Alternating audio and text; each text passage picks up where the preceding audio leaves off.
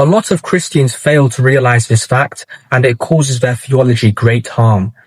We as Christians need to realize that there is no pre-rapture before the tribulation. That is utterly false, and whoever uses this way of thinking and this false concept is either disingenuous or oblivious to the fact that it is fallacious. We as Christians know that Jesus Christ died a gruesome, horrific death for us, a grievous death. So what makes us think that we will not be partakers in that suffering when the time is right? What makes us think that we won't have to give anything in return? We will also have to carry our cross in gruesome fashion. We are partakers in the glory of God. So if we are partakers in the glory of God, then we also have to do our part. We also have to play a role of persecution, of pain, of suffering, because Christ suffered for us. We are not just taking and not giving anything back. We obviously owe God something. God does not owe us anything. He did not have to, come down and get crucified in a grievous fashion for us. We owe him something. He doesn't owe us anything.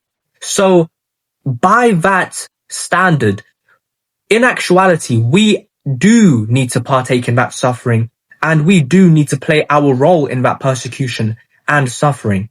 The idea of a pre-rapture before the tribulation, that is pathetic, because that would mean that we are just going to be let off easy as believers. We're just going to we're just going to be brought up. But that is unfair. It is bias. That would make God a biased God. And that is not who he is. He is impartial in his judgment.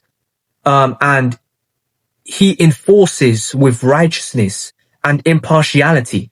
So by that merit, we will also have to be partakers in that suffering. Point blank and simple. So when Christians try to, use this argument that there is a pre-tribulation rapture, it is utterly false, and they will be caught out by someone eventually. And I've seen it happen before in debates. So ultimately, the conclusion I am bringing before you is that you as a Christian need to realize that in this world, nothing comes without sacrifice. And Christ proved that. He proved that, and he expected us to make parallels. He expected us to make links to our role as Christians in the body of Christ. He expected us to make that connection, to put two and two together.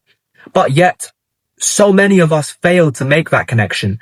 We still have this false dilemma and this delusional mindset that we will just be taken up, free of any suffering. We will just take the easy way out. That's not what God is not going to bail us out. He will not bail us out. We will also have to partake in that suffering. That's what being a Christian is.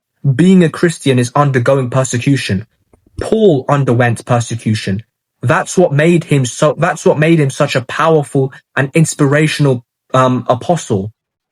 None of these apostles were exempt from any suffering.